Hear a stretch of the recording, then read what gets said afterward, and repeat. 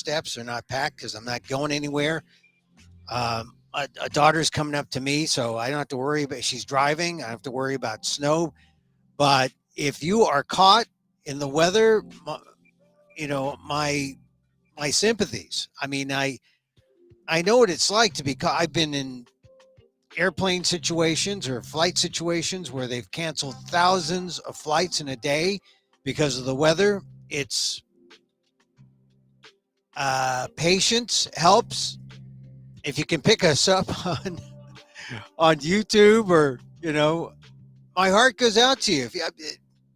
When you get home, watch Planes, Trains, and Automobiles. You'll be in a much better mood because you'll know that things could have been worse.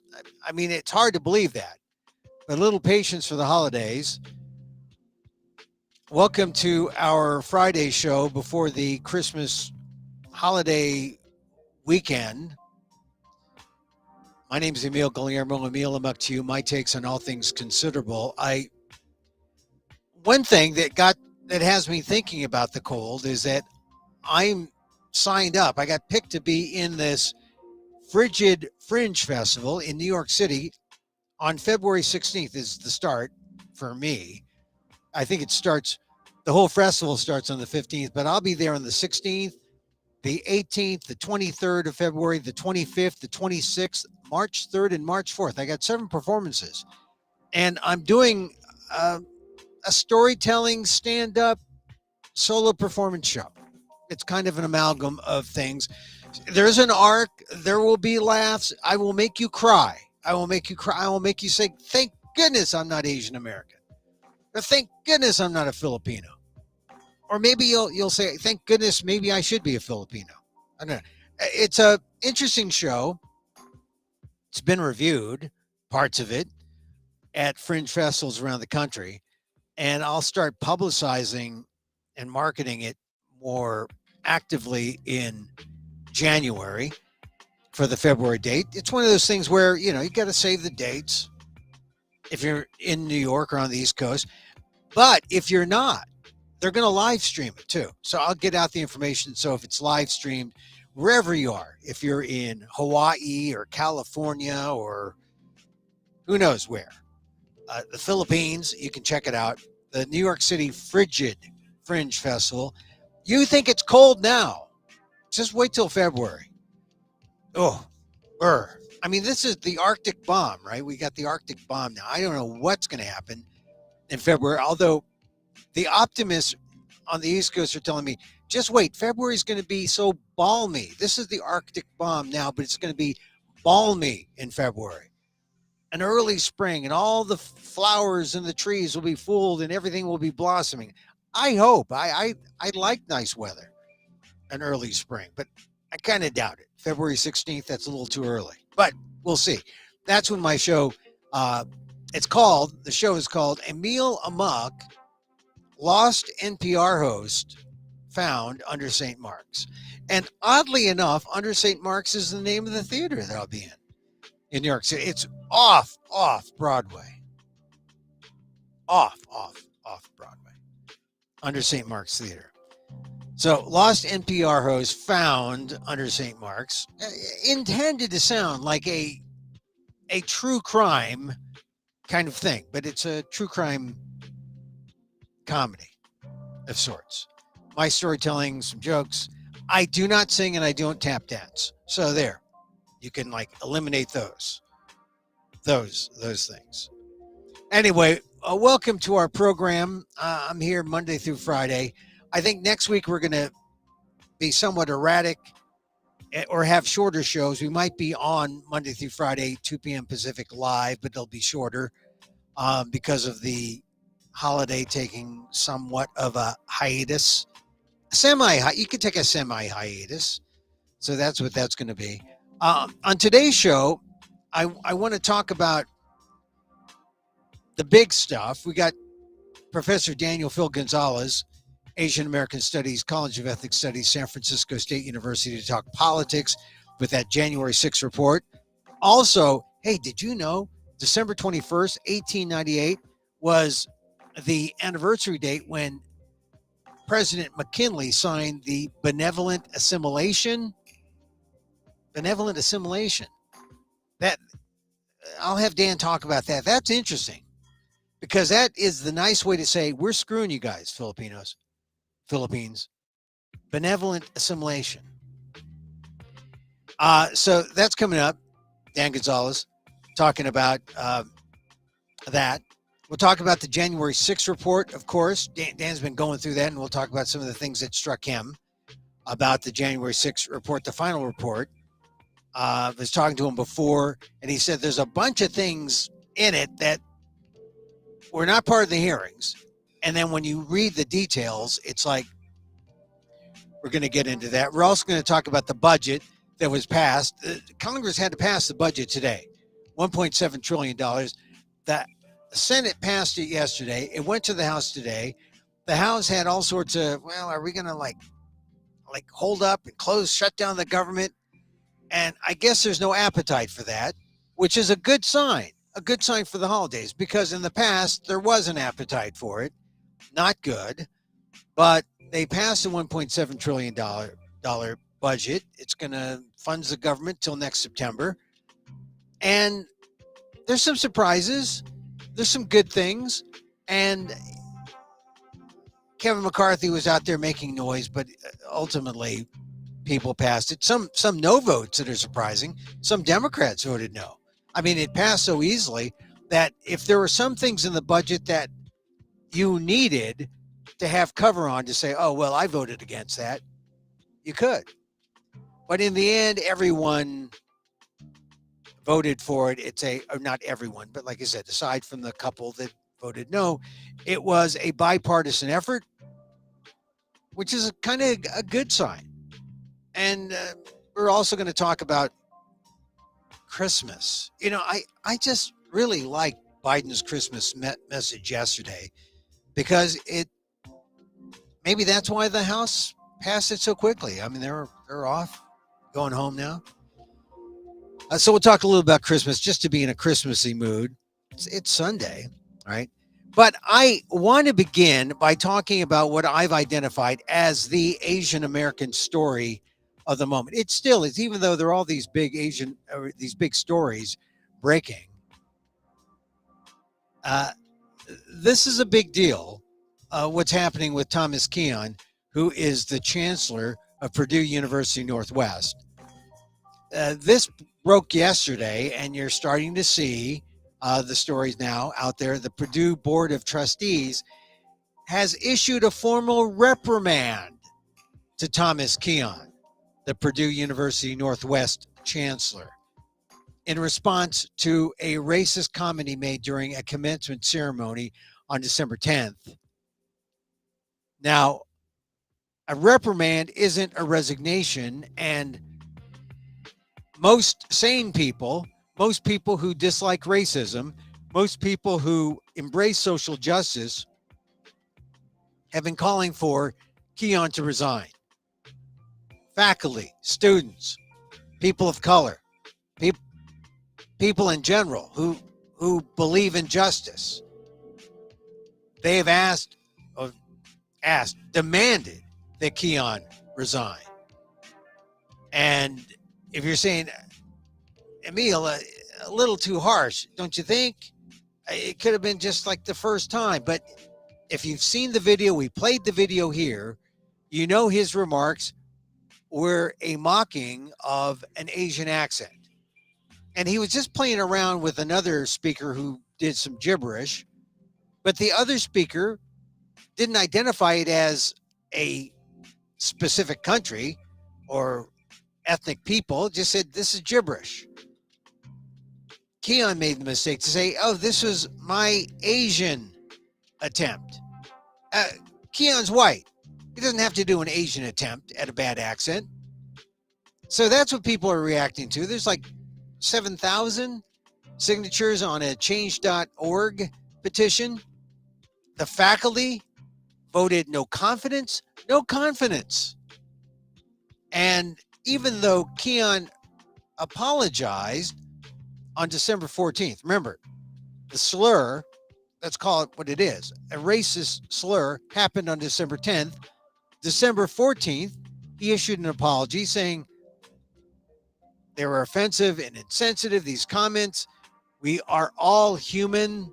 I made a mistake. I assure you, I did not intend to be hurtful, and my comments do not reflect my personal or our institutional values. Not good enough.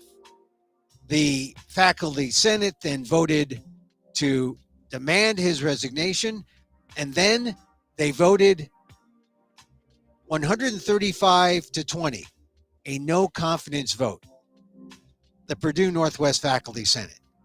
And so today, all the Board of Trustees did after, back on the 14th, accepting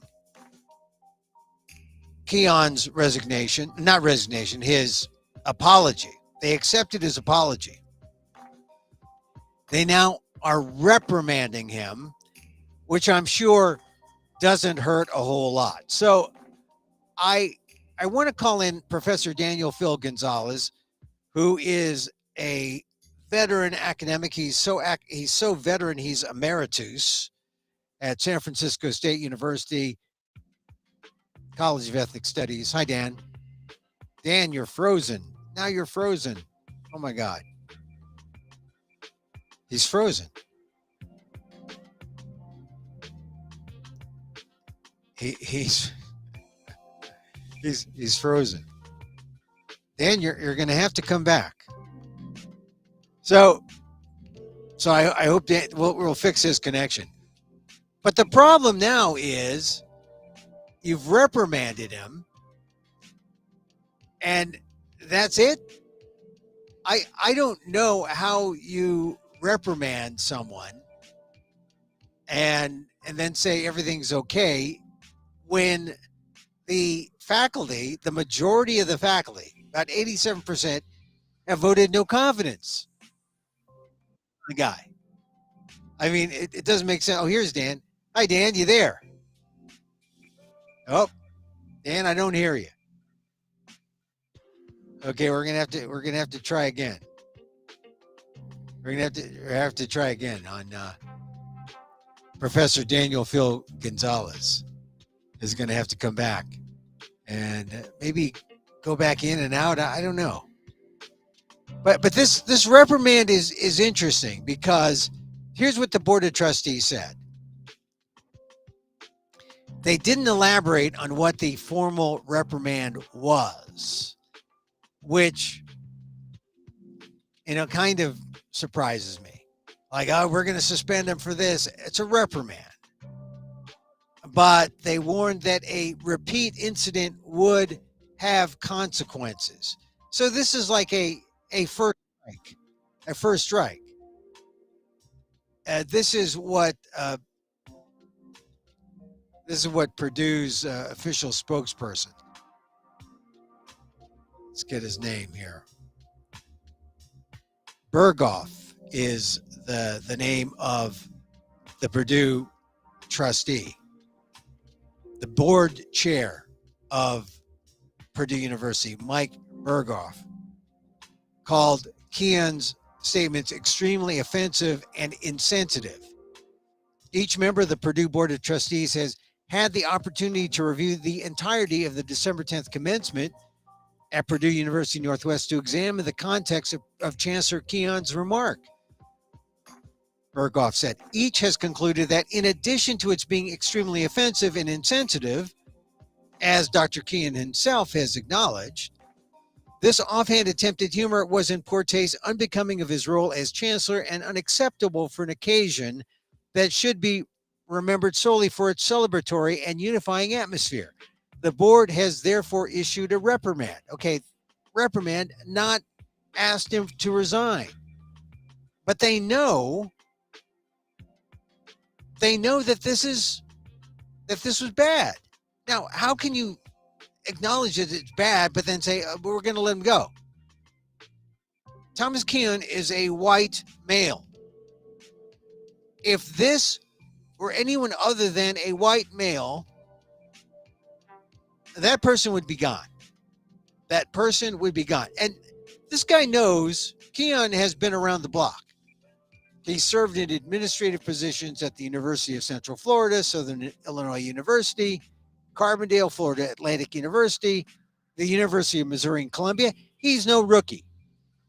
He might be ready to either step down or retire or keep his salary, but not lead the university. I mean, how can you lead a university, Purdue University Northwest, when you have such an overwhelming no confidence vote? So let's bring on Professor Daniel Phil Gonzales again. Hi, Dan. Yeah, I hope we're consistent now. But Yeah, sorry. no, Yeah, no problem. internet's been bad out here today. No Yeah. problem. Well, So, first of so, all, so it's Purdue. It's Purdue. yeah, Okay. Purdue. And if Well, you look at Purdue, Keon's, yeah, yeah, go Purdue ahead. is the big university, but Keon is part of the satellite at Purdue University Northwest, which is in Hammond, Indiana, just south of Chicago. So Okay. you're saying this is Purdue, and we shouldn't expect much from Purdue? Uh, you know, it's Indiana, man. Mm, yeah, Mr. Pence and the woman that he calls mother yeah, is also an example of Indiana culture. I have had students in my classes that hail from Indiana mm, and very happily resettled elsewhere, yeah, mostly in the Bay Area or in California. Yeah, it's a cultural thing, man. He's been all over the Midwest, basically. I think Missouri. I called it yeah. Missouri, Missouri. state of Yeah, Missouri. He's been in Florida, right? yeah. He's kind of got suspect institutions. Institutions reflect the regional culture, at least the regional culture, if not the local culture. Well, come on. Here's the thing about Purdue University. The president of Purdue University is Mitch Daniels, who is the former Republican governor, who might run for, another higher office. He has run for president on the Republican side. He's been at Purdue 10 years. And the only reason why he hasn't stepped in is because he is, he's stepping in, he's retiring from the presidency in January 1st. And the board of trustees, the chair said, look, the only one who can do anything about this is the board of trustees or the president. And so, you know, this is a reflection, the decision to reprimand and not fire is a reflection of, as you say, the culture. If this should happen or would have happened anywhere else in California, would this guy have stood a chance to stay on the job? I think the greater probability is that he would be there would be a massive movement to have him resign, or face expulsion, and most people would rather resign, right, under Yeah. the pressure than. So yeah, I mean, but this could have happened. The idea of only getting a reprimand, that could have Yeah. happened in Arizona. Yeah. You know, Right. It could happen anywhere where there was a conservative bent. that's But right. can't I mean, I guess I have a hard time thinking that you can condemn it and saying it's wrong, it's racist, it doesn't, you know, it doesn't represent what our institution's about, and then you leave them on. Yeah, that's right. I mean, that seems to be like, well, what happened to the zero tolerance I policy? think they're balancing. Well, I don't know. Zero tolerance is just it's a bunch of guff. That Yeah. stuff is just anti-racist flack.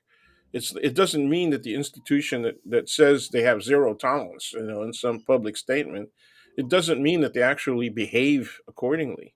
Yeah. There are a lot of institutions in the state of California, the most hated liberal state, right, in the union, that have similar issues. Yeah. You know, so Well, it's just not as pronounced as it is on in the Midwest, particularly, and also in some places on the East Coast. so, Dan, am I making too much of this? I mean, to me, here's a guy who is the leader of this university, Purdue Northwest. He's at a commencement ceremony. He makes this slur, Right. And he actually, it would have been okay if he just did gibberish and said, "Oh, that's a made up language," but he actually said, "This is Asian. Yeah, right. That's right. This is my He Asian." specifically says Asian. Yeah. Yeah, So no, you're not making a big deal out of it. I'm agreeing with you. I'm just saying that part of it is cultural, yeah. and he's carrying some of his personal culture with him.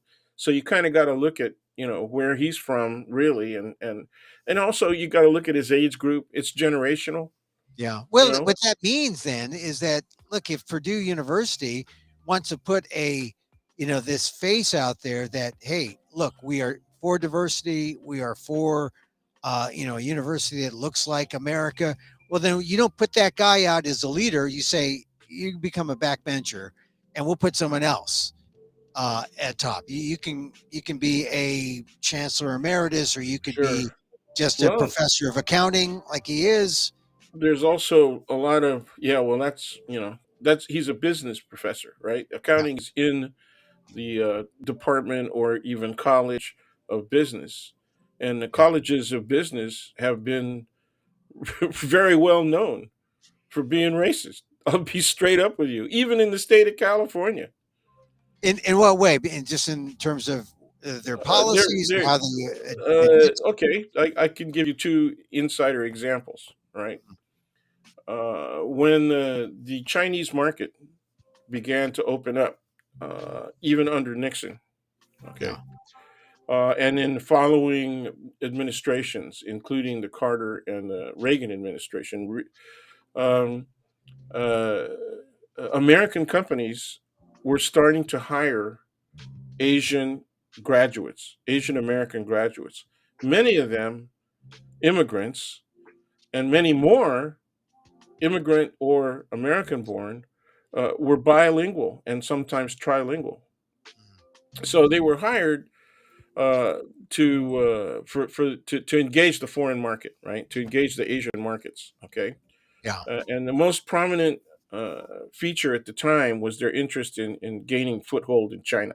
All right, several of my students, both graduate students with MBAs as well as BSs in business, and particularly marketing, were hired by companies like that, including big name companies, earth movers, particularly. I won't get specific, but there's only two or three really big earth moving companies, and Right. they were competing with the Japanese, who had the advantage of being across a narrower stretch of ocean, right? So So, they had so, that advantage. how Anyway, so was the the point is that these students had presumed or assumed that they would be able to play a major role in interacting with people in Asia.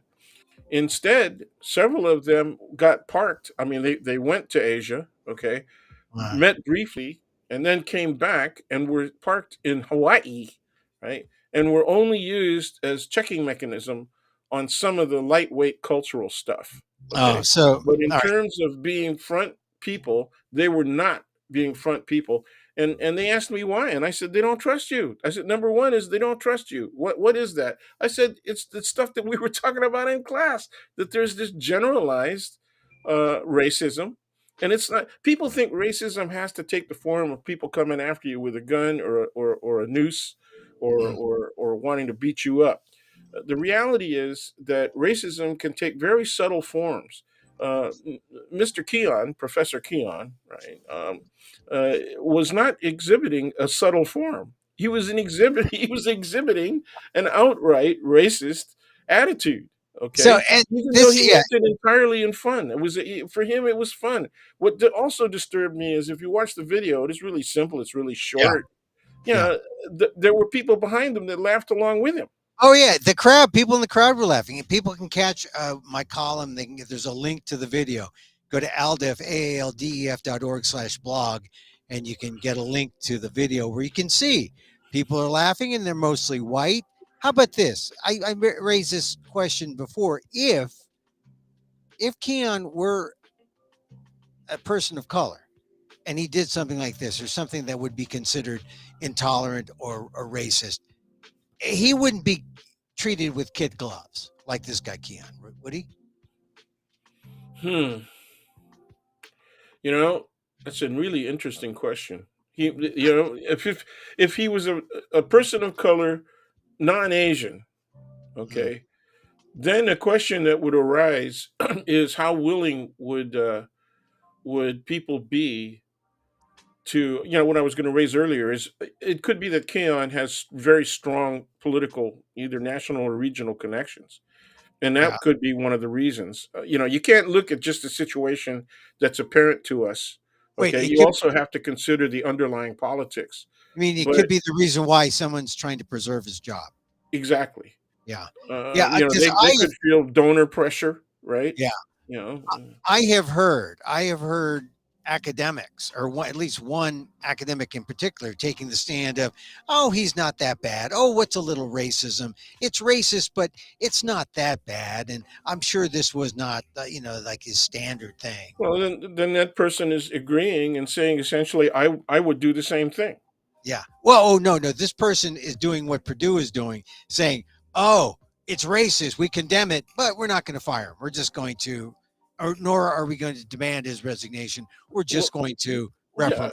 okay, but what I'm saying is that he or she might do the same kind of behavior. Oh yeah, They yeah, might see themselves committing a mildly humorous action. It could be not against Asians. It could be against somebody else. yeah, You yeah. know? Well, it just to see this reaction, I'm bothered because people want to soft pedal this Yeah. when it's Asian. But if it were black, if it were like someone making fun of blackface or someone saying the N word, if Keon was doing a black rap using the N word, and he That would would, be pretty severe, though. I don't think that well, that's that's the not point. parallel. It's But parallel, but it's not equal to his doing the fake language. well, if he's saying the N word, you don't think? I I mean, think to me, that's much stronger. I think it's stronger by a couple of degrees. well, all right. What if he's just talking black talk, not the N word, but talking with a black accent, like some white Then it basketball depends on the players? context, right? It depends on the context. What he did was say something with an Asian connection outright that was diminishing of Yeah, people, right? I mean, he was because the other professor had done gibberish, quote unquote, yeah, right? And so he was specifically diminishing Asians. He was yeah. denigrating Asians. So Very, you got to look at the context. it was very targeted, very targeted. And so, look, I don't like the idea of a reprimand. Keon's not going to resign, although the demands are there. What about the Senate, the faculty senate? There's a no confidence vote. Can someone be the chancellor of a faculty where 87% of those who voted voted no confidence? Yeah. Unfortunately, the answer is yes. Okay, because it comes down to what the administration is going to do, and it All comes right. down So, to what all right. Daniels is going to do, I right? know it's not going to be Daniels. And this is the little twist. The little twist is that Daniel steps down in January and the new president is Meng Chang. Meng Chang, the 40-year-old from Oh, Princeton, that's interesting. who comes to Purdue 5 years ago. Get this. This is what makes him kind of interesting to me. He took a year off from Purdue as head of the engineering department to work for the Trump administration in the State Department with their Uh-huh. anti-Chinese policies. Oh, ow! So he's a That Trumper. is very interesting. So now you tell me when the board of trustees is It's it's Asian racism, yeah, the versus board of trustees. versus political chits for Yeah, Republicans, man. yeah. Oh I my mean, get god. this, get this. You I know, I'm so glad you got a little deeper into this than I did. I just kind of, let it go. well, I just think it's you know, uh, That is very interesting, my yeah. man. The That vote is very interesting. The vote did not necessarily have immediate repercussions for Keon unless he decides to resign. The only people with removal power are the Purdue University's Board of Trustees, which have just said we're just going to reprimand, or its president. Right on. There you and go. and the new president is this guy Meng Chang, 40 years old, smart guy, immigrant from Hong Kong. There's the magic word. He went to Stanford, got a BS in electrical engineering and mathematics, BS with honors, an MS and PhD in electrical engineering. Uh, Went to Princeton, where he's got like 25 patents that he holds. I mean, this guy is he's a He's an superstar. achiever, right? Yeah, He's an and achiever. he left Princeton to come to Purdue to be the head of electrical engineering. He's now on the management track, and I say in my column on the ALDEF blog, Asian American Legal Defense and Education Fund, wouldn't it be interesting to see if Meng Chang, how he will handle an Asian slur when he is president? He's He's the yeah. only he's And the you only and I person. can you are you willing to presume that in his storied career he's had to handle it before? I'm sure that he's had to handle it before, but Yeah. Not I maybe mentioned, not as an administrator, but probably personally. well, I mentioned in my column on the ALDEF blog and also on Inquirer.net, I say, well, is Meng Chang, how did he handle the xenophobic Trump anti-China science-y, policies that they had there? And how did, and was he there to be the kind of Asian mask to protect against charges of xenophobia? And so now he's on his own, and he's there because of Mitch Daniels, because of the conservative culture, and he's probably conservative himself. And what does he spare the job of Thomas Kean, the race? My money is yes. My money is he gonna go with the flow, bro. Yeah, go. Well, that was my sense too. And unfortunately, what that does is it points out the schism that exists between Asian Americans who are social justice warriors and Asian Americans who are, In to win uh, it. In yeah, it to win it. That's there it. is How that. do I what's in it for me? Is it a? I guess it. Yeah, a Yeah, self-serving. I don't think. See, when we say social justice, that people be inclined towards social justice, that has a ring of activism, and I don't think. I think you can take a position without being that assertive. I think you. The simplest position is it fair? Is it Yeah, just? Is it equitable? Right? yeah. And that is much less than being a social justice advocate. Okay, we need Well, more social justice advocates. You know, well, everything that we are talking about, including all of our careers, both of our careers, right, mm, has depended on people being fair and being yeah. just.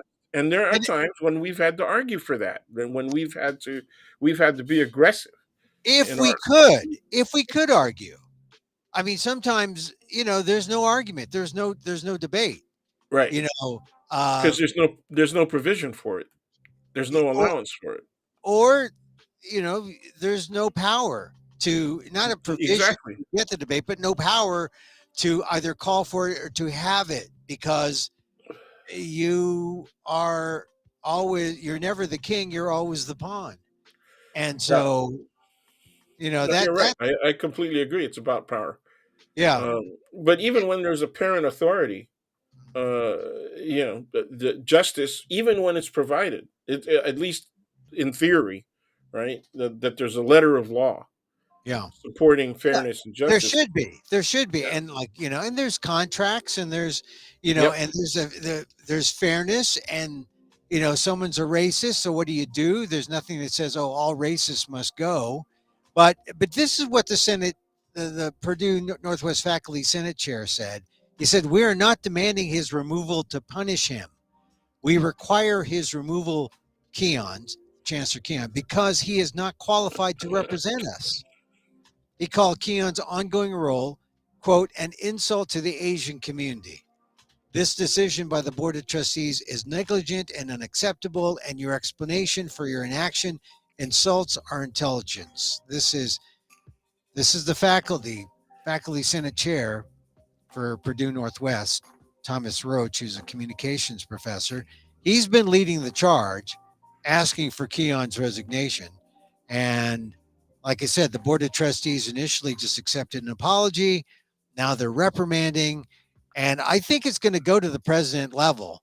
And Right. I think the president is going to I like back agree. out, like you said, That and say, is hey, so okay. It's got my attention, man. I'm gonna, I'm gonna watch this, and if this I'm probably happens, gonna Facebook people to watch it too. So if this happens, this is going to be the story of Asian America, that one of our own kind says, "Hey, I'm he going to show." apologized. Yeah, he It apologized. ain't that serious. I'm going to Come show. on. Yeah, I'm going to. We're going to be magnanimous. Hey, forget about the 11,000 Asian Americans that Stop AAPI 8 says have, been on the recipient end of any number of minor to major transgressions, hate transgressions. Forget about them. Let's preserve the status of this white guy, Thomas Keon. Yeah. So See, there's a lot of people in our community that just don't accept in the first place that this kind of activity is really all that important, right? exactly, They're very dismissive. Yeah. a lot of people would say, Emil, you've been talking about this is show 455. You talk about it here. You're talking about it on 454, 453, 452. You've been talking about because I don't want the spotlight off this. This is our story. Yeah. This is an Asian American story.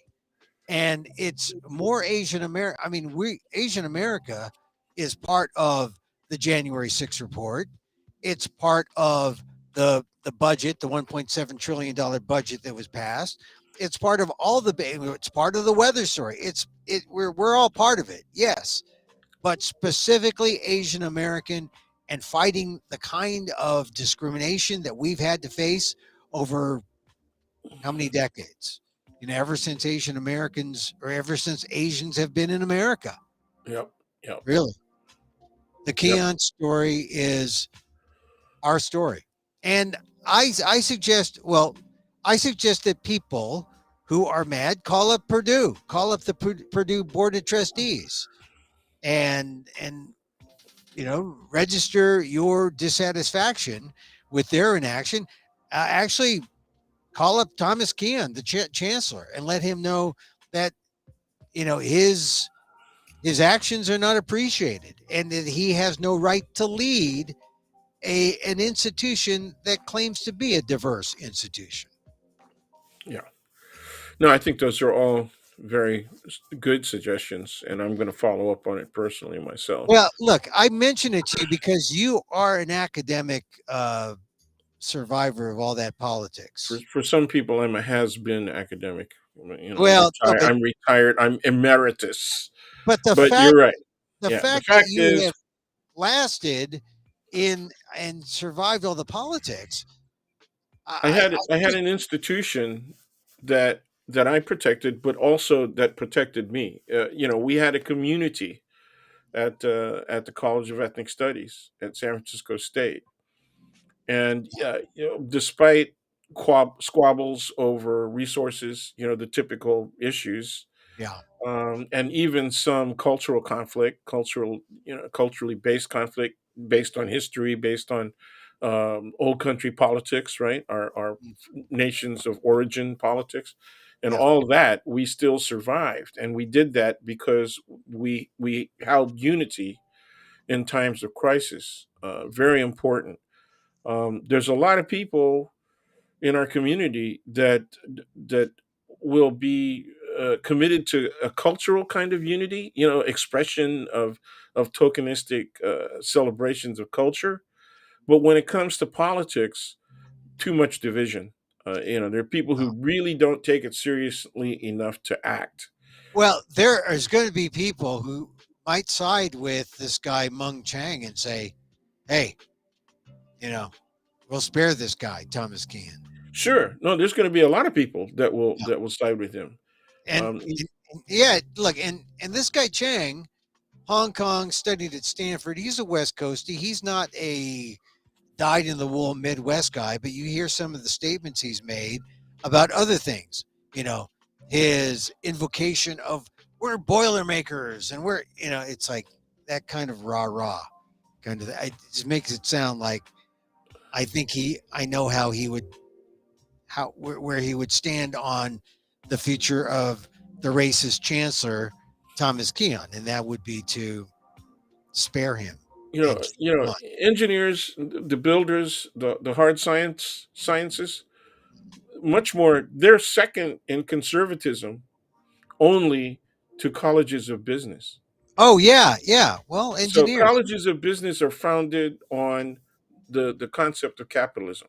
right? Money, yeah, Okay, but then there are good practices of capitalism and there are bad practices of capitalism, and yeah, that those any of those can occur on any institutions that offer coursework in business. yeah, So science depends on capitalism, and more so now than 30, 40 years ago, when there was a lot of government money, both state level and federal level money, that yeah, went to the big research institutions. Okay. Then it started getting corporatized. yeah. Okay. Well, that is a problem. That is a problem, and That's an understatement, Mr. Emil. That's an well, understatement. That is a problem. It's a huge problem. where Purdue is too, right? They're in with the tech folks. They're trying to Sure. get the businesses, corporations in Yeah. there, and Ohio and Indiana are really doing a lot of that. right. Yeah. And here is Chang, the incoming president Chang, with his 25 patents. Those aren't Yeah, for hey, himself. hey, the I dude mean, bring the money. those That's patents are there. exactly what it's. Hey, you That's say, even at the state colleges and the community colleges, they have been moving for the last 35 years, right? After Prop 13 yeah, was passed, they have had, well, now it's 45 years. yeah, They have been moving towards getting more and more corporate funding because there's less and less state funding. yeah. Okay, and so here we are. Everybody's in the same pool, trying to get people who can publish or can get patents, right? Yeah. And to make some money. So And so, that's yeah. So Mung Chang, if it's up to Mung Chang, the incoming president of Purdue, an Asian American, because he's now naturalized, he is a citizen, even though he was born in Hong Kong. He's probably going to side with the racist Thomas Kean. sure. And let's see where that happens, because I think this is a good example for the Asian American community nationwide, just to look at it, just to take a little temperature of where the community is. We're not all woke. We're not all one way. We're a diverse community. We see it when Asian Americans go after affirmative action. We see it when Asian Americans look like they may side and forgive the racist chancellor of Purdue Northwest, Thomas Kean. So, all right, Dan, look, let's give it the wipe on this one and move into the next. Look, I want to talk about the $1.7 trillion government funding package, which was passed today. It was passed by the Senate. We talked about it, or I talked about it briefly yesterday. The House took it on, and even though Kevin McCarthy talked about maybe trying to block it as a Republican, they passed it. They Right. all passed it because 1.77 trillion. It was 225 to 201, and there were some Democrats who voted against Yes. this 4,000-page bill. Now, not everyone reads 4,000. 4,000 pages, I and mean, this not is not incredible. everyone's staff reads 4,000 pages either. Can you see us signing that? Well, you see, You've this, worked there. You've worked there, man. yeah, I Who's going look, to take on that reading? you bite off all you can chew, and then you have Yeah. other staffers. But here's the thing: if you follow this process, the argument of this completes the 117th Congress. They now have $858 billion in funds for the military that the Republicans That's a want. biggie. Yeah, and they got some things for education that the Democrats wanted, like 772 billion. But now the government is funded till September, and now the process will begin in January to figure out the budget for the next year. This is politics, Yeah. and it's interesting. The first time I saw this closely when I was working up there under Congressman Mineta, I said, wow, it's all of, you talk about the laws you want, you talk about the policies you want, you stick them in omnibus bills.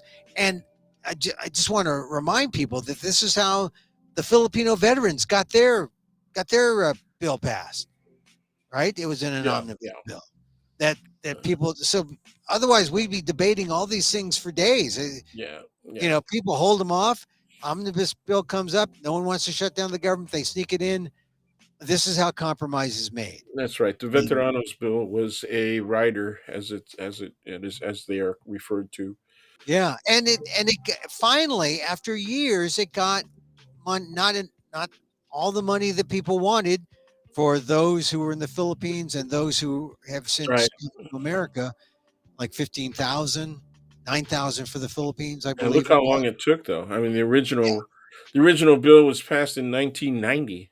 yeah, yeah. Yes. But I mean, it took him. Well, Obama got it through in I think 2008, 2009. But it just goes to show you that this is how the sausage is made. This is politics. The vote was 225 to 201, and when in my household, because my wife works for PETA, uh, PETA helped get the food and the FDA Reform Act through, which says that the FDA must look at alternatives to animal tests, for an approval of drugs. They have an That's great. alternative, and they don't have to mandatorily go to animal tests. Right. So doesn't cost them any money, but now you have to make all the players, the drug companies and all that, you got to make them live up to the new law. Well, And congratulations to Kathy and her team. I well, remember it's we've had conversations, yeah, our private conversations about this sure. Well, recently, and so cer- certainly it wasn't all her. I mean, the team is no, certainly massive. not. But Yeah, I asked about what they were doing in yeah. our private conversations, and she explained that relationship and who was on the team. Yeah, I mean it's various groups. It's not just PETA, but the fact is there was grassroots groups, institutional groups, Yeah. all pushing toward getting rid of this mandate to test on animals. Now it's no longer mandatory because it was never effective. But now they have to figure out, well, how do you get people to adopt these new rules? I mean, the law is a law, but it still take some arm twisting in the end. So anyway, so that's good in terms of the animal front. But now there's a bunch of things. I got an email from the the Asian folks, and Which the, ones, man? the, the, That's well, kind of generic. the You're not Asian going to genericize us again. Oh my God. the Asian caucus. I'm trying to find their email. Uh, their email to me was on the Congressional Asian Pacific American Institute. You've heard of them, right? Okay. Yeah. Yeah. KPAC. And it's written by Judy Chu, Representative Judy Chu, Okay. uh, Kind of. California 27. SoCal. She says, she says, while I'm proud of the progress we have made over the past year for our communities, including the signing of the Inflation Reduction Act and the AAPA Museum Study Bill into law, Asian Americans, Native Hawaiians, and Pacific Islanders continue to be impacted by anti Asian hate, economic difficulties, and disparities in the nation's healthcare and education systems. And so she's happy that this new bill, this funding bill, specifically addresses domestic violence against AANHPI, Asian American, Native Hawaiian, Pacific Islander women, including Native Hawaiian women, as well as the rise of anti Asian hate. Compounding factors include cultural stigmas on speaking out, poverty, and immigration status make it difficult for many AANHPI women to seek justice against violent perpetrators. But today's legislation provides critical funding that is culturally and linguistically specific, which is always important. So they're crowing about that. Let's see, there's 10 million for a no hate act, which was introduced by Judy Chu and Don Beyer of Virginia, creates grants that improve the collection, investigation, and reporting of hate crimes data. There's 10 million for um, let's see, culturally competent and linguistically appropriate education campaigns on hate crimes. There's 27 million to fund Native Hawaiian healthcare programs. So there's a bunch of stuff in there for uh, Native Asian American, Native Hawaiian, Pacific Islanders. So that's our new. It's not really an acronym, but it's just it's our designation. Also, it includes funding for the Department of Health and Human Services, which houses the White House Initiative on Asian Americans, Native Hawaiians, and Pacific Islanders. So this is all just kind of like, it seems like everyday stuff, but it's important because if it's not in the bill, it doesn't get done. So kudos to Judy Chu and her caucus. So that's really it about the budget. I mean, the thing about the budget that's important is that this is Christmas. If you're, I mean, you want to pay lip service, right, to people to say, oh, we're spending money on wars that I mean, there's a lot of that kind of talk. Why are we spending all this money? And yet there's a lot of money in this package, which goes to, uh, local districts that they Yeah. spend. And it's called, the term is called pork. Pork. This is pork.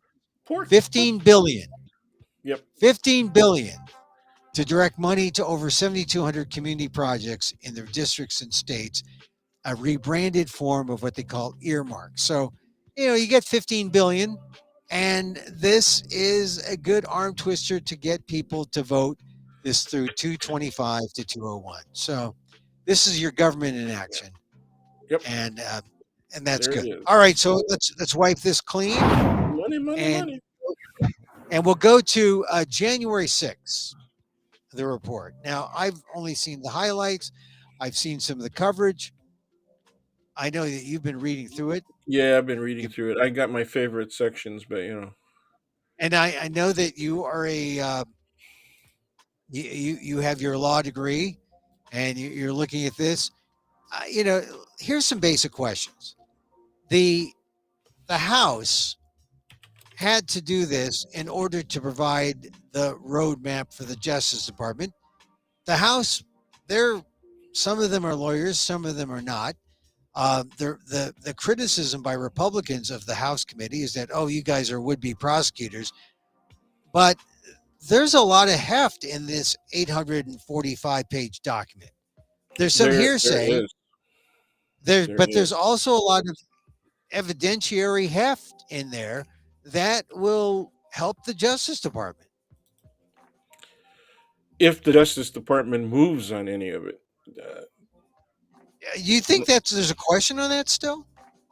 Oh I mean, yeah. I think they're going to be selective about how they move, and the whole thing on the insurrection though.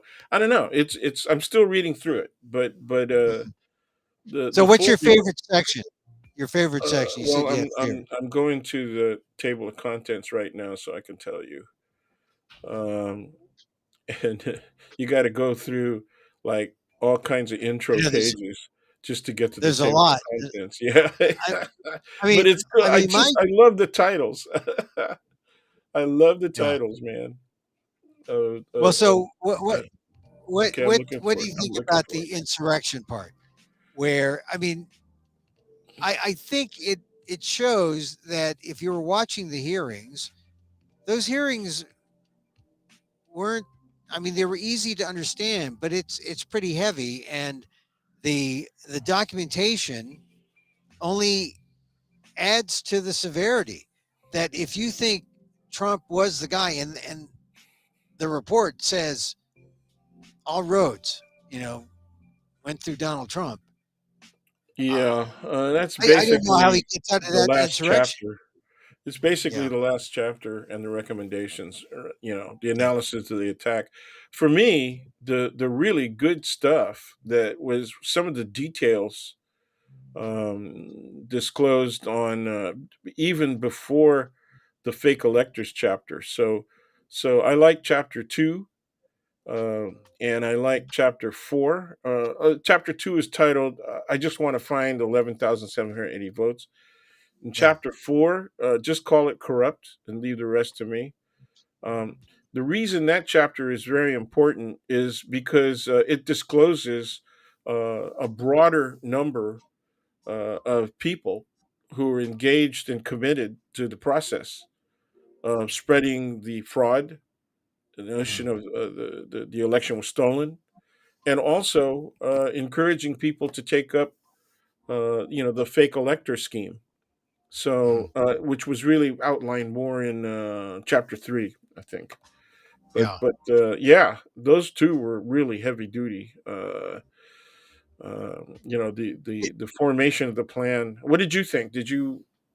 I only went through it, very cursorily. I was surprised at how important Cassie Hutchinson's Yeah.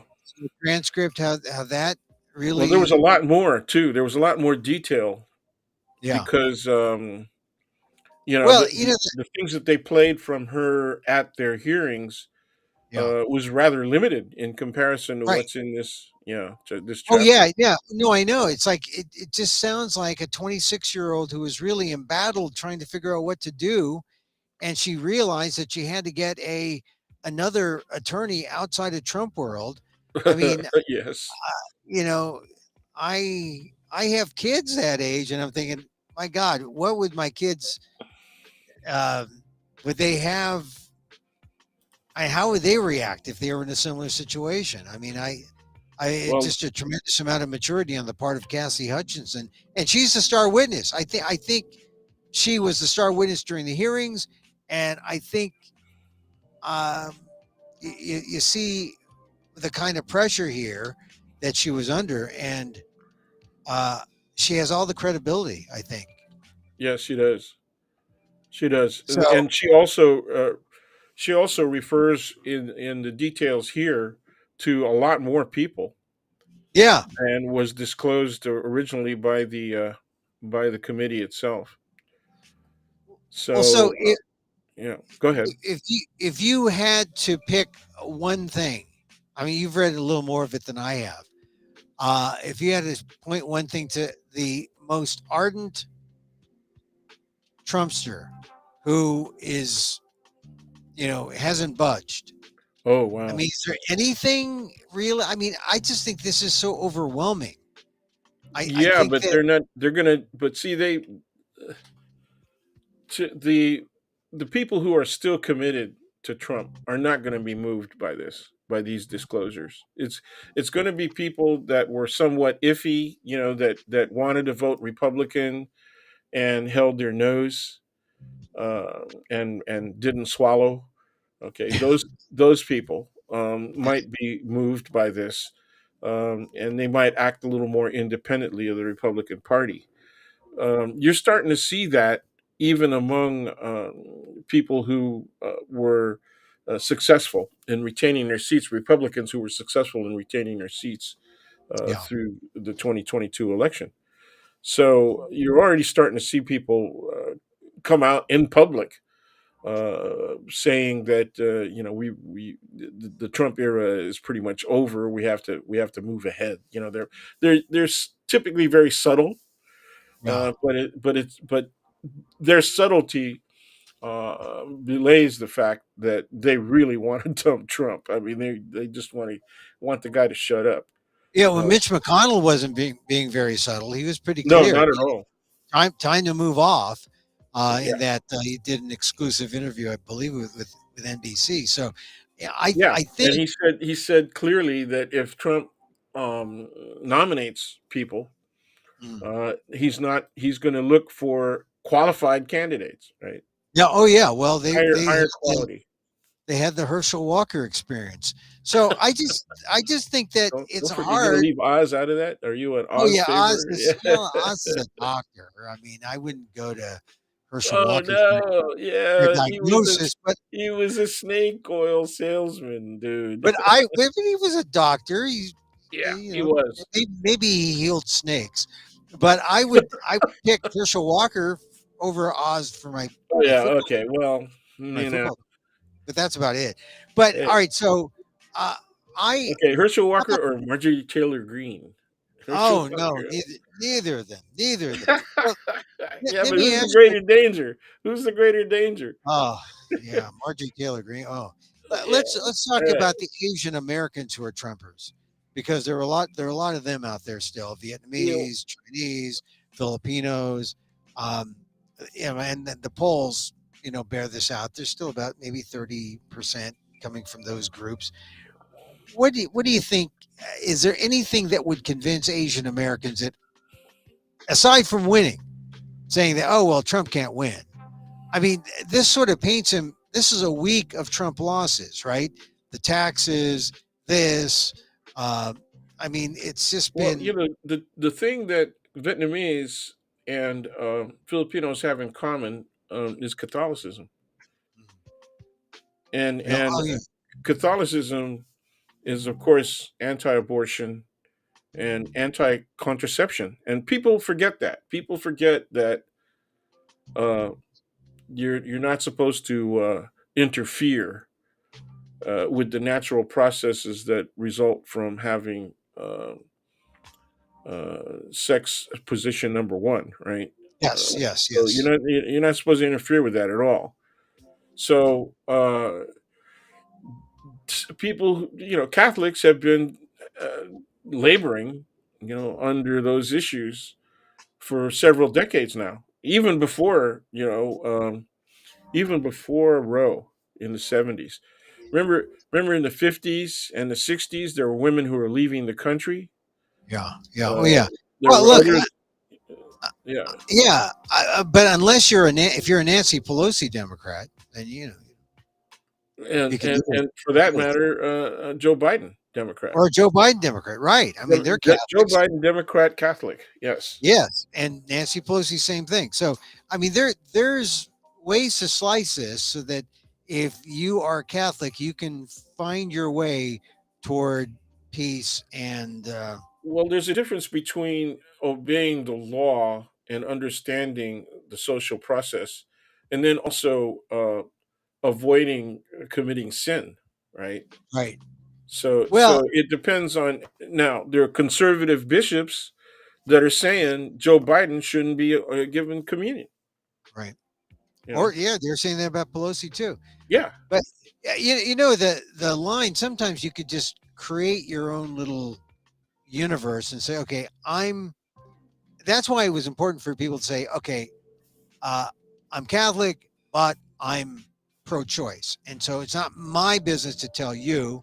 So I'm going to be pro-choice. Does that make me right. pro-abortion?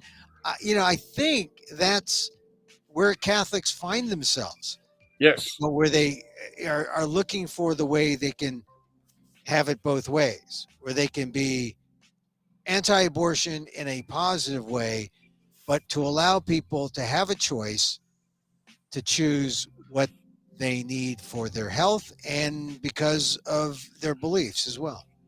right. And a It is. Catholic can find that there's like a space like the size of this post-it note where you can stand and say Yeah, and say, yeah. yes, I'm Catholic, but I'm pro-choice. You have your choice, and I have my choice, and I may not have the abortion.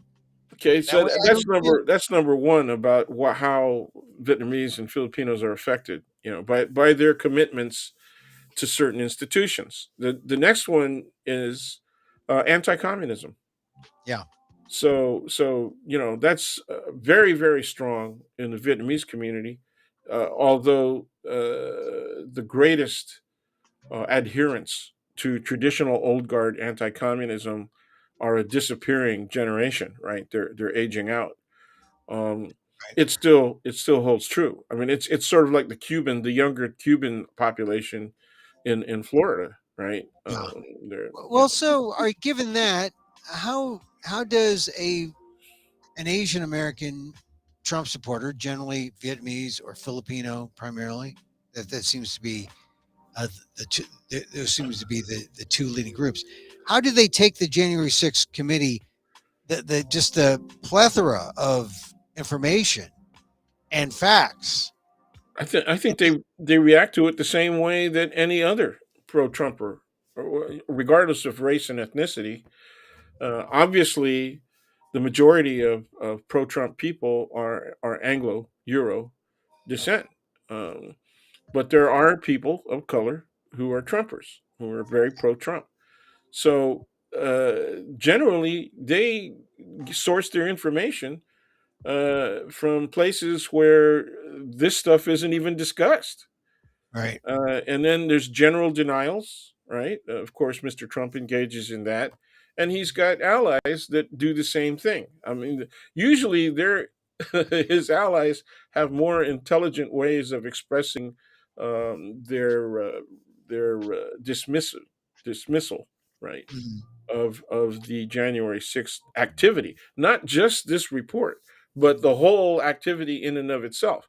So the first level is it wasn't truly bipartisan.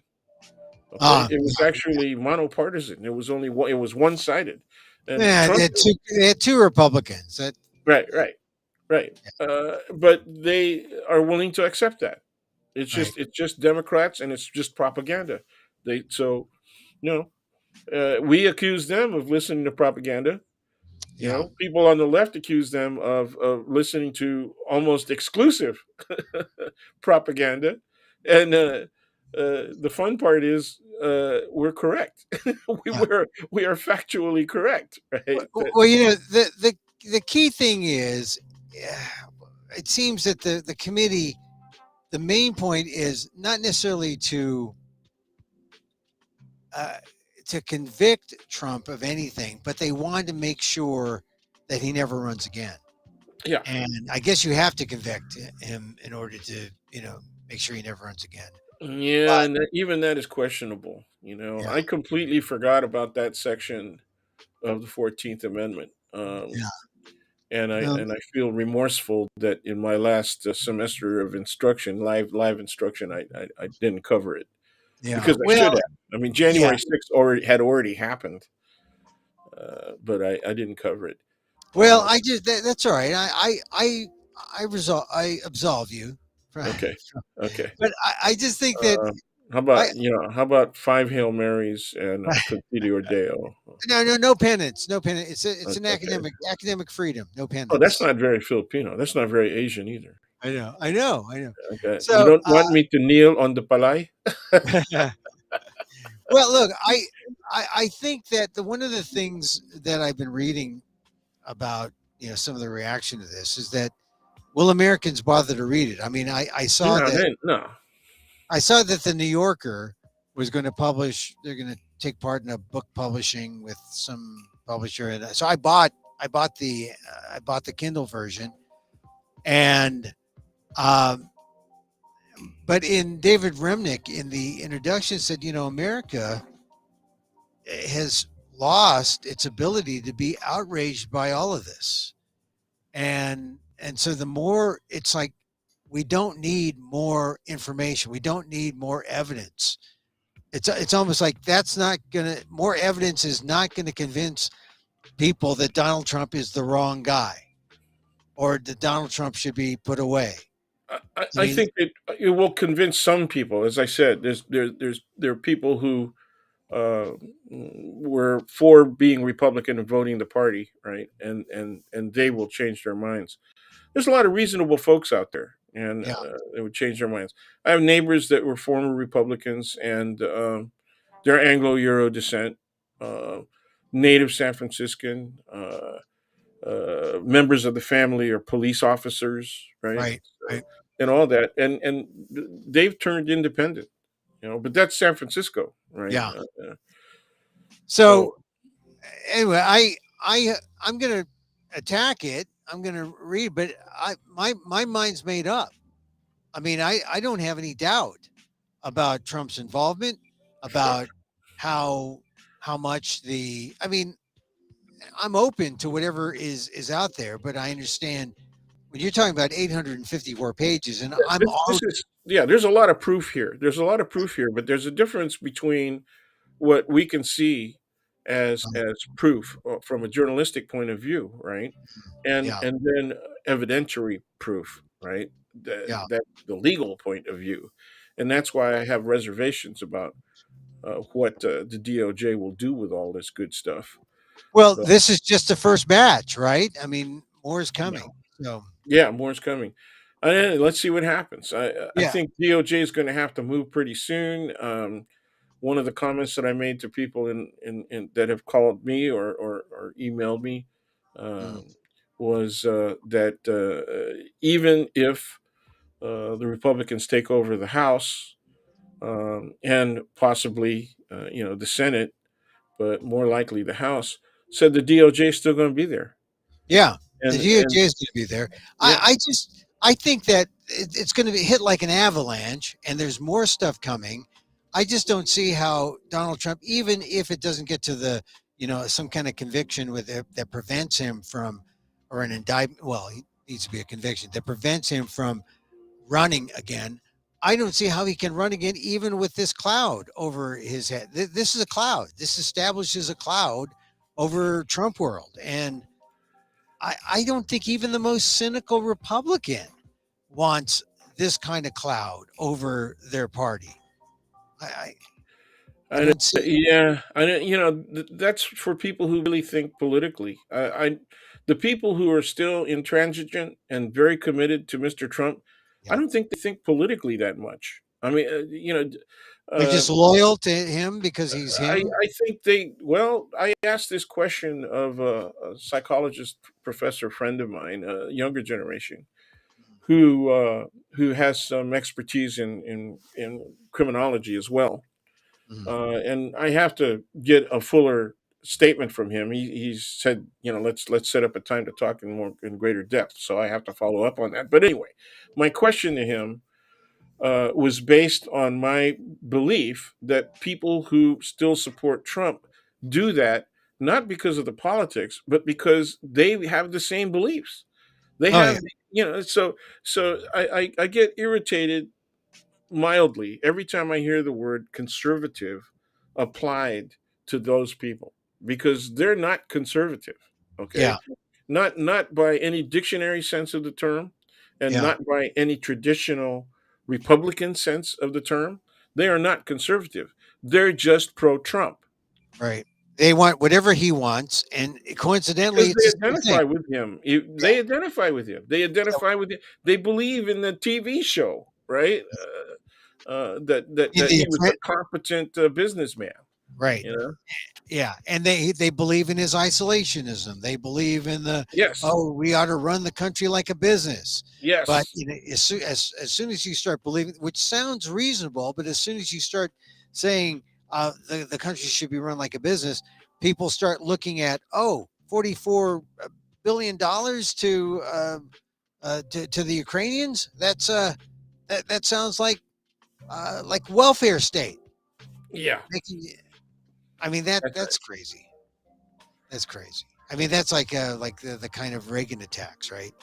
Welfare queens. Zelensky is welfare queen. I mean, there's some Republicans saying that. Oh yeah. Oh yeah. They are.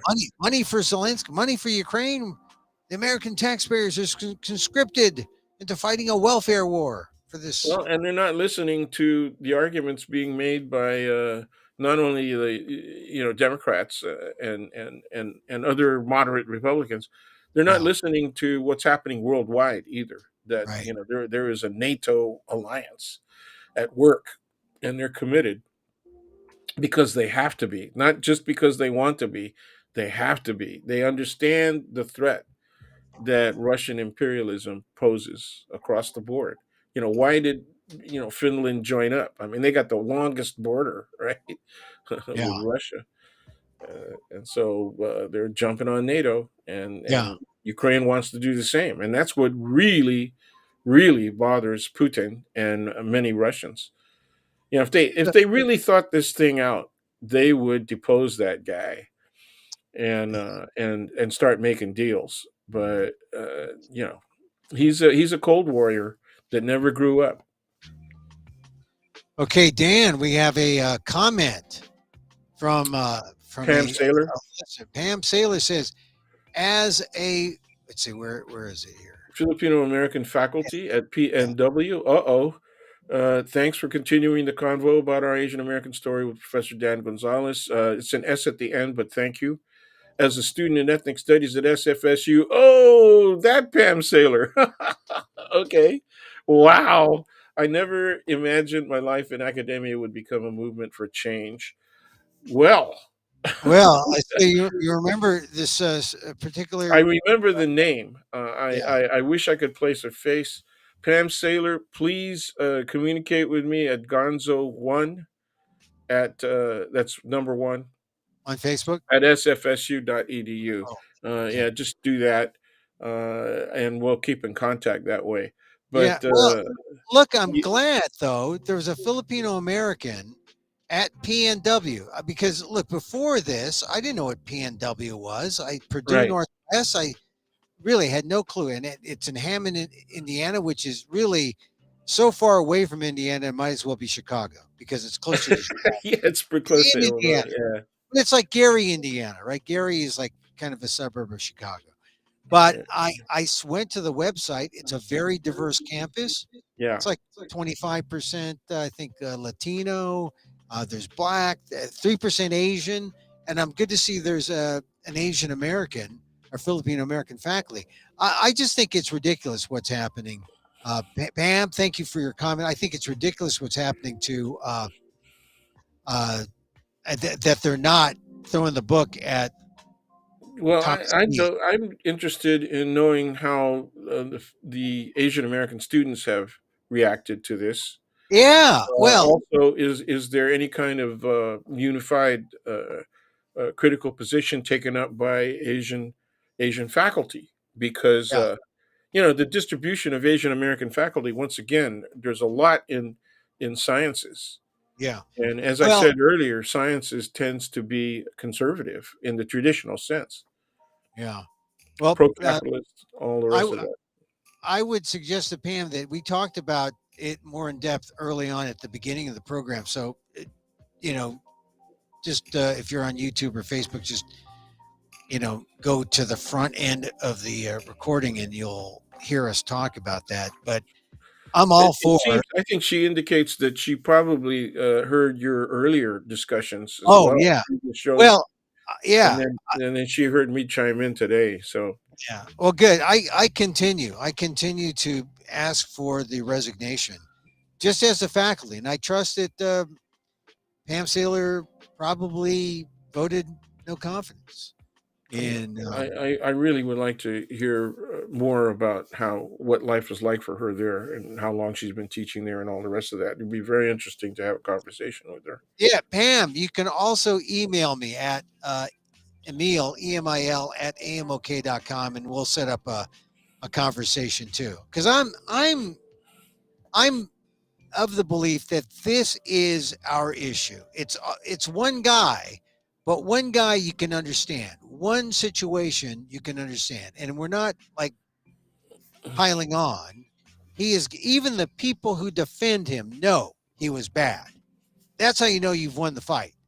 People who defend him know it's bad, but they don't want to take the next step because he's white, because he's one of them, because he's from the culture, as you pointed out, Dan, similar culture. And also political influence. He might have Well, political connections. yeah. So all that plays into this, but believe me, if he gets away with this, you watch to see how this plays out in other campuses with similar situations. Hmm. Someone does this, and then they decide to reprimand and not to punish, and what happens?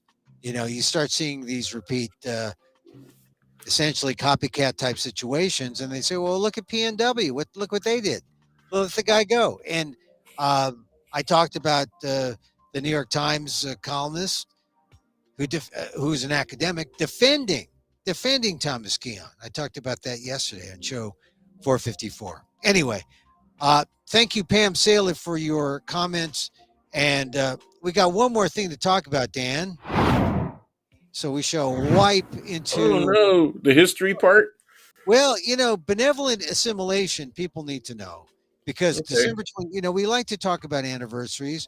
Anniversaries are what make history memorable. You say, oh, December 21st, 1898, just a couple days ago. Mm-hmm. 1898, December, benevolent assimilation. McKinley, President McKinley, says, hey, Filipinos, we don't want to use the C word, colonialism, but benevolent assimilation. Benevolent Territorial assimilation. protectorate. We It's were like a territorial protectorate. 9 syllables, meaning Yeah. Ter- you're going to get effed any way you want. Colonialism, imperialism. This is territorial benevolent. protectorate means what yours is ours, what ours is ours. So, so tell me. So this was McKinley's Well, the thing is, imperialism, from the Filipino side, the thing that really pained me, remember the 1898 celebration of a century of the quote, special relationship, right? unquote, Right. as So, in all right. master slave relationship. And Filipinos would celebrate that, right? I said, oh, yeah, great, Well, And is then, that? I mean, that was it. It was a master slave relationship, wasn't it? yes, yes. What do you mean was? I mean, oh, that's right. Passing.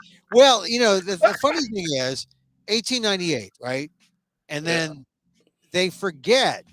I mean, if you just go with, oh, benevolent assimilation is great, but if people forget that Emilio Aguinaldo had formed the republic, yeah, the rebel republic, yeah. And his you know, brother and his Katipunan fellows. right? So, Carpinteros fellows. Yeah. I mean, basically, 1898 benevolent assimilation, then 1899 we have the Philippine American War. Yeah. Yeah. Well, it was already kind of going on, but Yeah, but it wasn't organized, right? It wasn't organized. But 1898 definitely got more organized.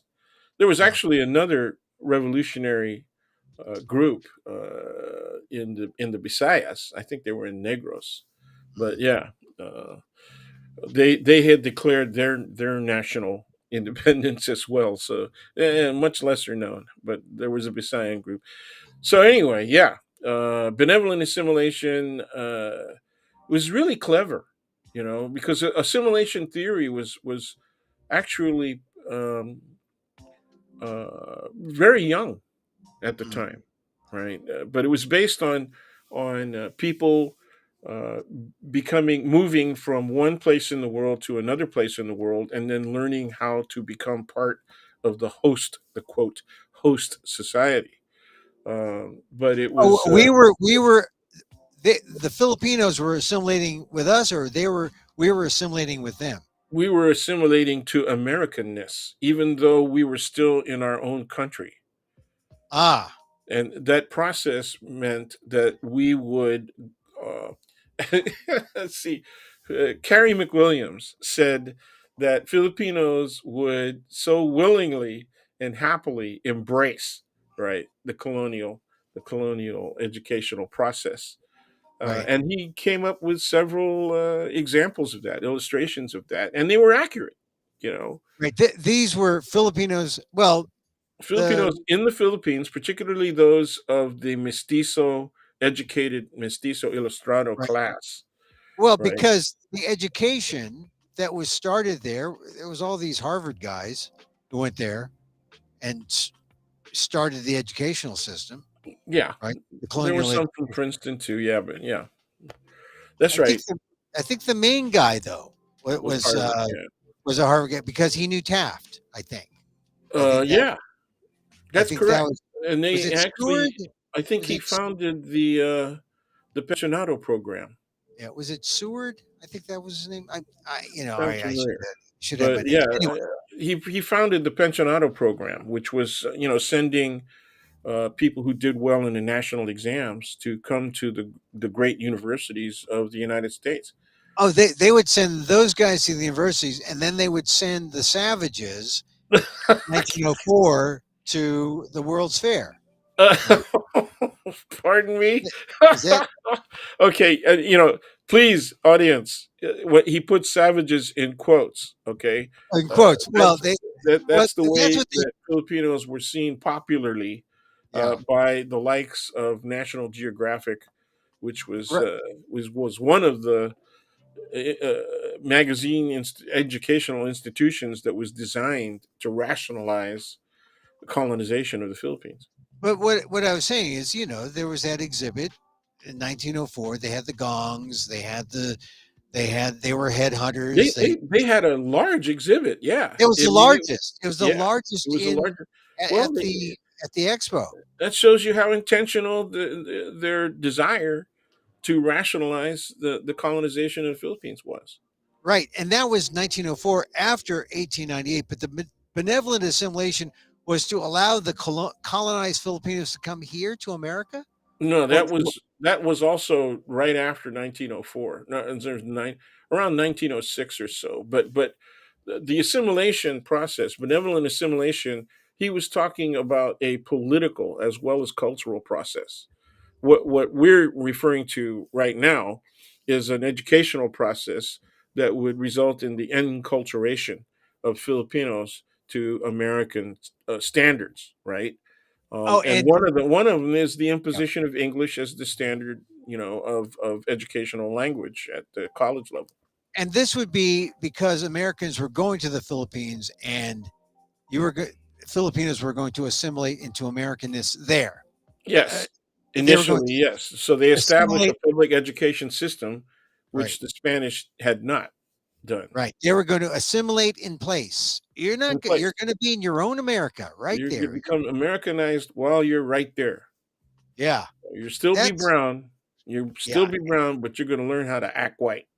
Yeah. You're going to have no rights, but you're going to be. That's our benevolent. You're going to have very limited rights. They're going to be Your rights are going to be similar to those enjoyed by Native Americans on reservations. Ah, and so when they had the pensionado program, the high scoring ones Mhm. come to America, was that like the Curtis schools, the Indian schools? No, No, they they actually went to the big went U.S. to the big. universities. Yeah, that's They right. went That's to right. Cal. They went to Stanford. They went to Harvard. They went to Princeton. Yeah, Yeah. So and that and those are that the and ones that who. that trend continued into a voluntary basis post World War II. Right. Okay, That there were so that the educated elite mestizos went to those universities, and that was a trend that continued up until I would say the last 20 years. And yeah.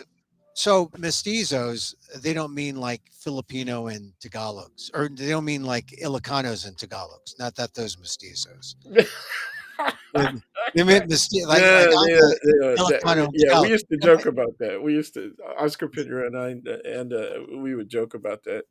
Yeah. But no, we're talking about mestizo usually referred to the Spanish Chinese, frankly, Spanish combination. Chinese Filipino. Okay, as for example, Jose Rizal, right, the Yeah. national hero of the Philippines. He was part Spanish, Yeah, Spanish, but and mostly Chinese Filipino. yeah, Okay. and that's why. Well, that's the classism in the Philippines, right? Wow, really? I mean, well, people don't realize. They say, "Oh, seen one brown guy, seen them all." Well, a brown guy with money is Yeah. different than a brown guy with mungo beans. Yeah, but you have a cousin that's mas puti, man. They look so white. Why is that? Well, Genetics kind of skips around sometimes, man. yeah. Other than that, okay. Well, that's the thing. So benevolent assimilation. I guess we can say it didn't really work. Oh wow. I Uh, mean, did it? I mean, did it work? yeah, It that's a didn't better work in question. Ely That's a way. better question. It depends on what your goal was. Right. Now, It didn't I'm work. interested in thinking why you think it didn't work. Well, I guess benevolent assimilation is what you call colonial mentality, right? That's one of the results. That's one of the potential results. Yes. Yeah. So I think that has worked and has lingered, but There it you didn't go. work. It didn't work functionally in terms of, well, the Americans are going to go there and we're going to be part of you and you're going to be part of us. And no, you're going to be colonized and you're going to stay right where you are. The U.S. didn't give up its very strong economic control over. Yeah. This is the concept of neocolonialism, right? Right. Outright colonialism means they establish a presence and they impose their own rules and government, in essence imported right from the colonizer's home country. Okay. Neocolonism means that they don't have to do that, but they control the economics and the political structure of the society, or they at least influence it in such a manner that they have virtual control Yeah. over those two elements of the society. And the United States didn't wane on its neo-colonial control of the Philippines until the Marcos era. Yeah. But they were there, um, but it was after Marcos because there was a people power. They got out, right? People power, yeah, the remnants of people power pushed them out, but they did that just because of the nationalist attitude that Right. was very strong Well, throughout yeah, the voting public at the time, and so they pushed the Americans out. I thought that was very short sighted, and they made a big mistake by pushing the Americans out all in at once yeah. because Well, they didn't force them to clean up their bases. but they're They had back, they had right? the two biggest bases in the world outside the Subic and United Clark. States, and they just left. They took all the good stuff right down to copper, Yeah. but they left all of the unexploded ordnance, on their artillery ranges. So we're talking about Clark Air Force Base in Subic Toxic, Bay. toxic, yeah, toxic fuel But dumps. but Dan, they're back, right? I mean, Sort of. they're not. I mean, They're not the big bases. Are done, but they've made yeah, they have reestablished a military presence, if that's yeah, what you mean. Yeah, yeah, but it's not like it was with Subic and with Clark yeah, in the old days.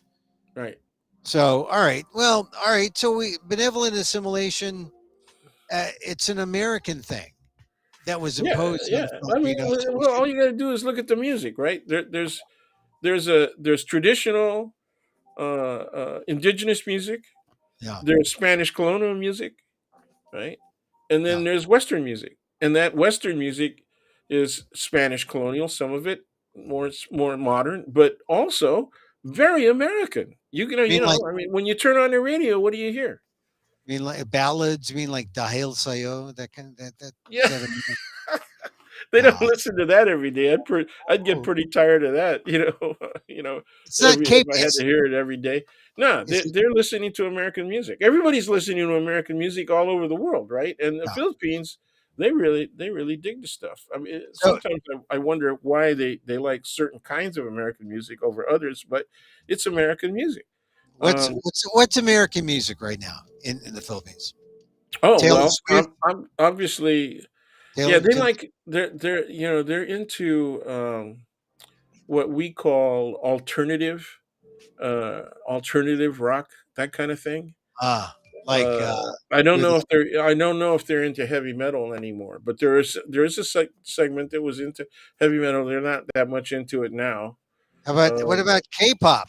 Not K-pop. sure, that's very influential in the Yeah, Philippines. K-pop, and then Yeah, is rap like are they into yeah, Lizzo? of course, very much so. Yeah. So Yeah, yeah, I don't. rap, I just rap, don't know what they're listening to these rap, days. R&B, but the R&B or the ballads, as you inferenced earlier. Yeah. I'm sure that there's a big group for the kiddie stuff, the teenage music, Ah, yeah. that's popular here in the U.S. and in Europe. Well, Um, I just was curious. I thought I'd bring it up. I saw it on my calendar. It said benevolent assimilation, 1898. Per, President William McKinley, yep. and Who would not live much longer than that? But yeah, yeah, yeah. I mean, look, this is part of our history. This is part of our shared history, where the Americans said we're going to take you over, Filipinos, yep. and um, And it lasted all the way into the 60s and 70s. It took a more nationalistic turn under Marcos, under yeah, Mr. Marcos, and that continued, as you put it, all the way into the 90s with the Pambansa voting to Get rid of the bases. get rid of the bases. That's right. And I Yeah. think they only gave him 2 years to get out too. Yeah. Well, I'm all for nationalism. Maybe they could have done it in a way that, they could have made the United States do a little more to clean up. Yeah, they needed to force them to clean it up. But They yeah, could also up the rent as well. And I could see that, but I can also see where people were saying, "Come on, this is let the Philippines be the Philippines." And there's a fair amount of people who were saying, "Go Nationals," here, back, looking at the Philippines, and I'm a Filipino American. I'd rather just see the Philippines be the Philippines and not let America decide for them. But they should have done the right thing. They should have done the right thing and cleaned yeah, up the business. Anyway, yep, all right. Let's yep. let's wipe this one. We're wiping this one. Hey, Dan. I want to end on one thing. I'm not going to talk about the Giants and how much I'm disgusted with the Giants because sports. It's just sports capitalism. I don't care about Carlos Correa, but they didn't want Carlos Correa because of an ankle injury like 9-10 years ago. But they're picking up this other guy from the Mets, same agent, but he also has an injury problem. But they're not paying him like 350 million yeah, they're paying him for just like 13 years. they're just paying like 10-15 million, which just disgusts me. I said, this is the way to say, hey, we're a cheap ass baseball team. We really want to be like the Oakland A's. And I said yesterday that the Giants and A's should just share a stadium because they're trying to out moneyball everyone. And, Right. It's Moneyball. it's just doesn't make sense because Show me the money. what it says is, we don't want any stars. We want to get these lousy players who will have one good year at the same time. So they might win occasionally, but they'll just be competent enough to play professional ball, but not stars. So they can't win consistently. They're just, they're just average players. And that's the kind of baseball teams that the Bay Area has grown to have because of this money ball philosophy. I mean, if they had we got money, we're going to buy the best players. They don't have that philosophy. They had it. Barry Bonds, Yeah. they had it. They had that. Wow, it's That's been a long time. Now that you bring it up, it's been a long time. 2000, 1990. I don't know. That's when Yeah. Bonds came out. Yeah. So yeah, that's a It's been more generation. than 20 years. Yeah. And we don't. The Giants are no fun. The Giants are like, hey, we don't care about the Giants. Like everyone cares about the It's a good 49ers. thing the food's good. The food's good, but it's not that good. It's not The that good. food's good, the view's great. But the game, the team The is like, game, the game. Oh, that. all right. So look, let's talk about something charitable here. We're wiping clean with the Giants here.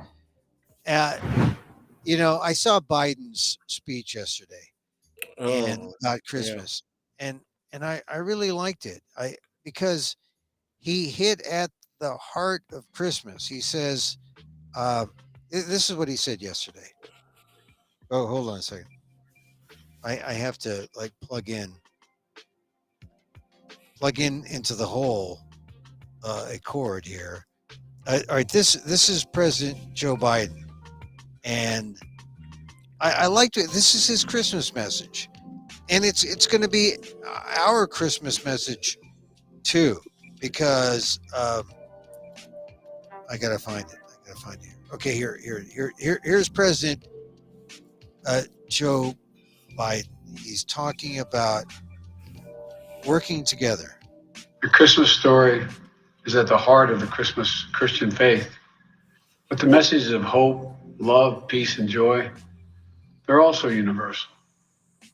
It speaks to all of us, whether we're Christian, Jewish, Hindu, Muslim, Buddhist, or any other faith, or no faith at all.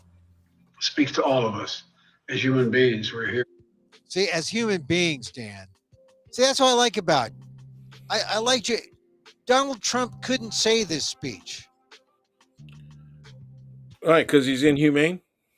because he's not a human being. He's not. That explains everything.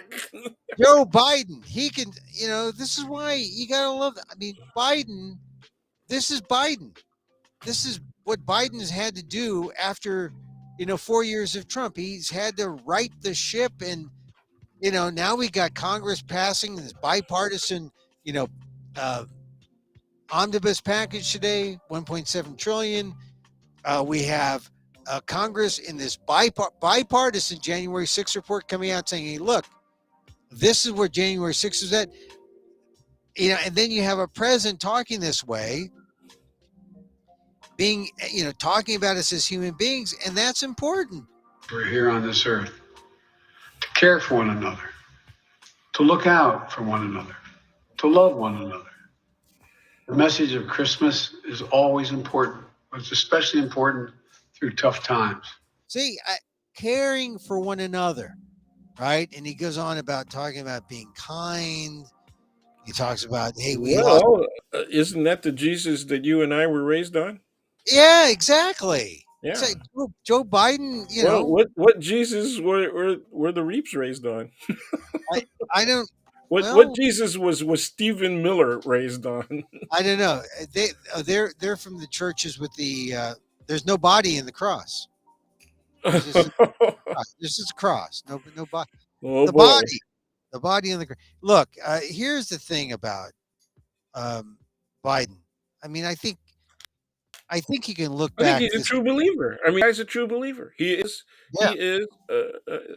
He reminds me of all of the really straight and narrow guys that I grew up with. That always believed in the higher values and carried themselves all throughout their lives accordingly. I'm really proud of the guys that I went to school with. They were really good people. Yeah, I agree, and here's more Biden, because he gets into the politics, and that's he talks about the pandemic here. The pandemic has taken so much from us. We've lost so much time with one another. We've lost so many people we loved. Over 1 million lives lost in America alone. That's 1 million empty chairs, breaking hearts and homes all across the country. When he said that, I thought about that, all the people that I know who have died from COVID, and also the time spent. I'm just starting to get back and being with relatives and friends, but it's more like, I don't know if I want to get together always, because of we're still in a pandemic. Some news came out today that at least locally, where the COVID surge isn't going to be as strong as the flu and RSV. Oh, and RSV, yeah. That's good. Well, so he says that, but then now he gets into politics here. He says, our politics has gotten so angry, so mean, so partisan. And too often we see each other as enemies, not as neighbors, as Democrats or Republicans, not as fellow Americans. We become too divided. But as tough as these times have been, if we look a little closer, we see bright spots all across the country. The strength, the determination, the resilience that's long defined America. See,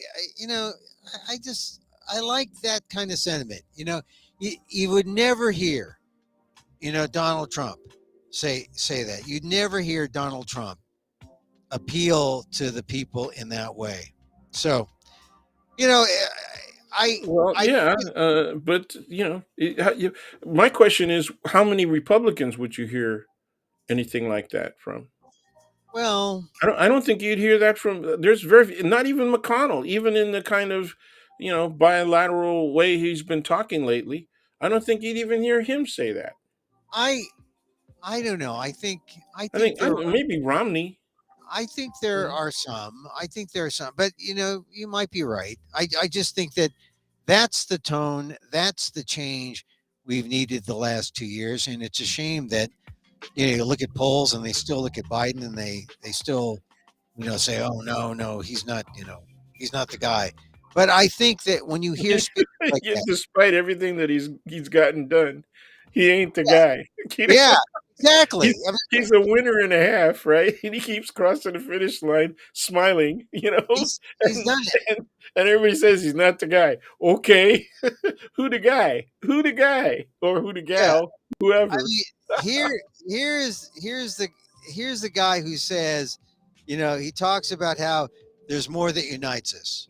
Because there's so much that unites us as Americans, so much more that unites us than divides us. We're truly blessed to live in this nation. And I truly hope we take the time to look out for one another, not at one, look for one another. Yeah, see, looking out for one, being kind, a simple smile, he says, that gets me in the Christmas spirit. You talk about the news all the time. That gets me in the Christmas spirit. So Dan, I want to say Merry Christmas to you. Thank you for being part of this program. This is show 455. And I think I'm going to start doing this a little more sporadically going forward. And people can, I might do it. People should check 2 p.m. Pacific and check on all the sites, and they'll see when I go up live. But I really have appreciated your being part of our conversation. I appreciate your invitations, and I appreciate the discussions. We always have great discussions. It's too bad that we can't put everything that we talk about privately up online, but I think that's true of most people, including journalists such as yourself. Well, look, I'm happy that we get to do this. I'm happy that the technology allows us to have these conversations, and so that people who are out there can check it out, or they can, we don't look for it to do anything more except be a resource for people. But Dan, I'm really, really heartened also by the communication from oh Professor yeah, Pam Saylor. I'm really interested in catching up with her and seeing how she's well, been doing all these years. I'm The sure you can. 70s is a long time ago, bro. Okay, hey, listen, Dan. Merry Christmas to you Thank and you your very family, much. and Maligayang Pasko in yes, Tagalog. happy And Pasco to you. to the whole family, Yeah, I'm glad that you have a bit of a reunion among the kids and stuff. yeah. So, Well, and a best little bit. wishes, of course, to Kathy. And then we'll go out and get another meal and again Yeah. soon. All right. Listen, say hi to you and yours, and Dan. Merry Christmas. Really. Thanks for being a friend of the show, friend of mine, and and for your opinions and your insights into all the things we talked about today. Well, you've got me looking at the PNW and Chang situation. It's really curious now. So, Let's see what happens. I don't know. yeah, yeah, it's going to be really interesting. A new president on January 1st. Let's see if he takes no action or if he like puts a kibosh to all of Well, this. I'm glad the whole issue went national. Not everybody's going to pay attention to it, but at least it went national, and CNN and MSNBC and everybody carried it. It's New not. York Times, right? Yeah, Yeah, it's not dead yet. it's out Anyway. there. It's All out there. right, man. Hey, Malagai Thank and you. Pasco. Take care, man. All right, there he is. Dan Gonzales, Professor Dan, Asian American Studies, College of Ethnic Studies, my good friend of the show, always comes on, usually Fridays. Maybe we'll have him on. I mean, I don't know what we're gonna do. I have to prepare for this New York thing, so I'm gonna be maybe I'll still be on at 12. I want to have that commitment at 2 p.m. Pacific. Just come on and say it'll probably be a shorter show. Like we've gone on, like Dan and I like to talk. What can I say? Dan and I just like to talk.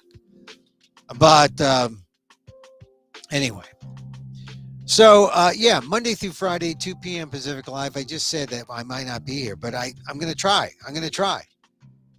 Shorter, maybe 5-minute bits or something getting it off my chest. But we're going to continue talking about the Purdue thing. That's important. This is a national thing for Asian Americans. We can't forget it. Okay, so on Twitter at Emil Amok, on YouTube at Emil Amok1, on Facebook, fb.com/EmilGuillermo.media, also on amok.com. That's our show. Don't forget, Mark, February 16th through March the 3rd, the Frigid Fringe in New York City. I do this show. I talk about Filipino Americans, Asian Americans. I talk about my life. There are some jokes. There are some punchlines. It's not all just, It's not a, show. But it is a storytelling show. I tell some stories about my life. And so, I love to I'll be meditating tonight. I meditate morning and night. Loving kindness. That's the holiday meditation. You think about someone. Some days you think about someone you love and you say these little prayers. I would call them prayers, chants. Sometimes it works with people you don't love. Sometimes it works with people you dislike. Because you put it out there in the universe and it comes back. Like I said, twofold, threefold, however many folds you want. And so, as I wish for me, I wish for you. May you be safe. May you be happy. May you be healthy. And may you live with ease. Happy holidays, seasons, greetings, Merry Christmas as it applies. Thinking about you. Emil Guillermo here. Till next time. Go over, check out the replays, amok.com. But till next time live, mahal